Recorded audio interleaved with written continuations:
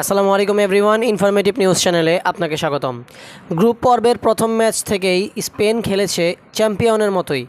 পাসে, আধিপত্যে, আক্রমণে প্রতিপক্ষকে দিশেহারা করেই একের পর এক জয় তুলে নিচ্ছে লুইস দে লা ফুয়েন্তার দল, যার ব্যতিক্রম হলো না নকআউটেও। শুরুতেই গোল হজমের চাপ সামলে আক্রমণের ঝড় বইয়ে দিয়ে স্পেন পেল বড় জয়। কোলনে রবিবার জর্জিয়ার বিপক্ষে 4-1 ব্যবধানে জিতেছে স্পেন। ম্যাচের শুরুতেই আত্মঘাতী গোলে পিছিয়ে পড়ে স্পেন।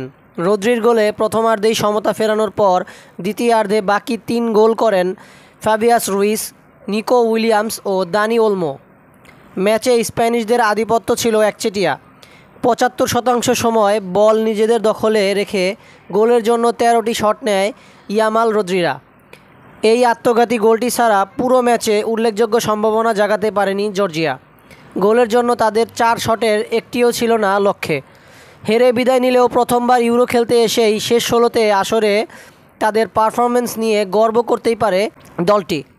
গ্রুপ পর্বে পর্তুগালের মতো দলকে হারিয়েই নকআউটে উঠেছিল জর্জিয়া। অন্যদিকে দাপুটে ফুটবলে আসরের হট ফেভারিট স্পেন শিরোপার আরও এক ধাপ কাছে। আগামী শনিবার রাতে সেমিফাইনালে ওঠার লড়াইয়ে স্পেন লড়বে স্বাগতিক জার্মানির বিপক্ষে।